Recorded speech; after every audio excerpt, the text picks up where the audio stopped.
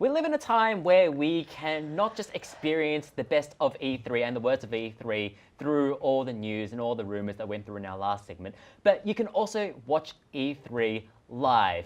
If you're in Australia, however, you will have to jump through some hoops. And to sort of get the best ideal E3 watching experience for Australians, I have gathered Meg and Jamie here.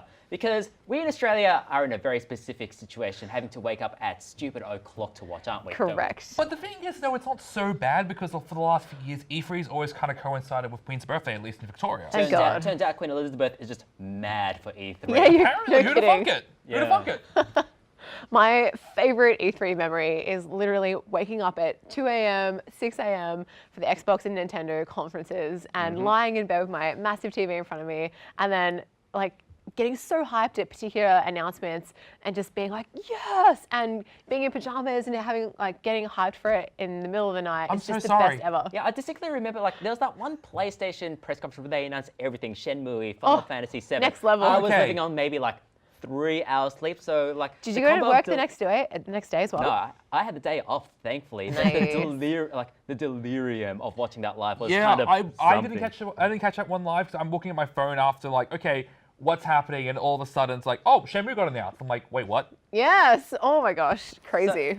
So we talk about the delirium, we talk about the early wake-up times, and for Melbourne, for East Coast Australians, we have to wake up early because the thing starts off on Monday, the 10th of June at 6 a.m. for Yes, Microsoft. yes. Later that day at 10:30 a.m. you have Bethesda. Then at midday on Monday you have the Devolver Digital E3 press conference. AKA the glorified shitpost. Yes, like we have we basically have lore now for the Devolver press conference, and I am Right. all for it.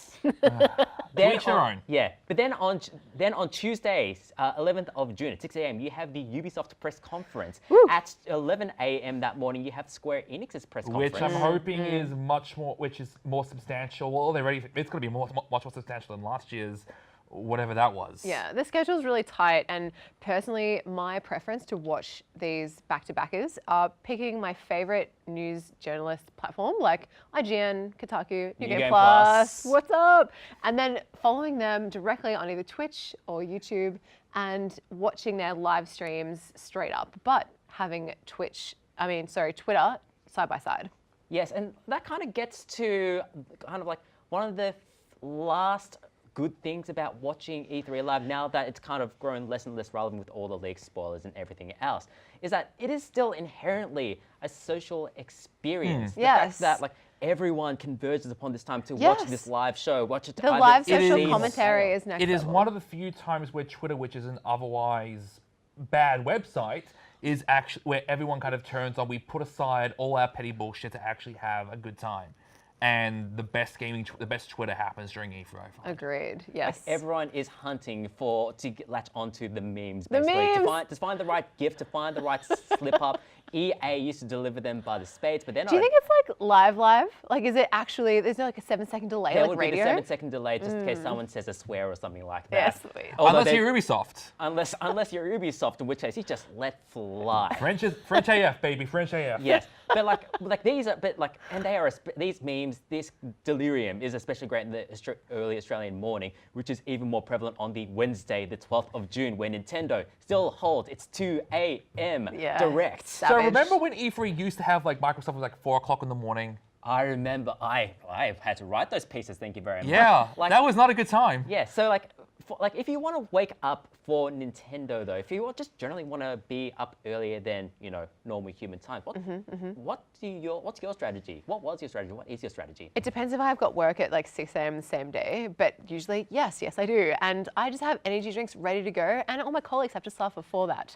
I have this is the time of year that is like my Christmas equivalent. All your co-workers, however, will be doing the exact same thing. Correct, I do work at games. Yeah. Yeah, I Yes. feel like that is Jamie? absolutely Yeah, fair. that's not so much me because I kind of tell myself that, look, if it's that important, I'll wake up for it. But most of the time, I'm like, okay, I'll just sleep through it. That's true. I'll watch it on the train on the way Then to I work. end up somehow waking up at 4 o'clock in the morning to kind of watch. Like last year, I was like, okay, I'm not going to watch EA. Nothing ever happens at EA.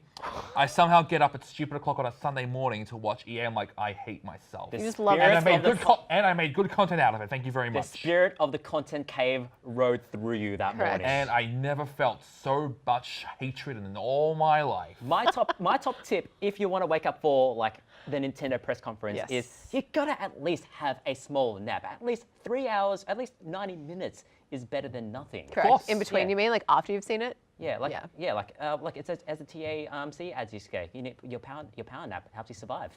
That's very Thank you, true. thank you, car crashers. Yes, I can't wait. This year's going to be freaking insane, and I'm really hoping for some really big surprises. Knowing that a lot of content has leaked, but you know, if you're prepped with social media, Twitch, and YouTube, you should be just fine. Twitch and YouTube is actually a good point as well because if you're watching streams, then they're not all going to be reliable. So if YouTube goes down, go to Twitch. If Twitch goes down, go to YouTube. And follow New Game Plus, I guess, as well. Yes.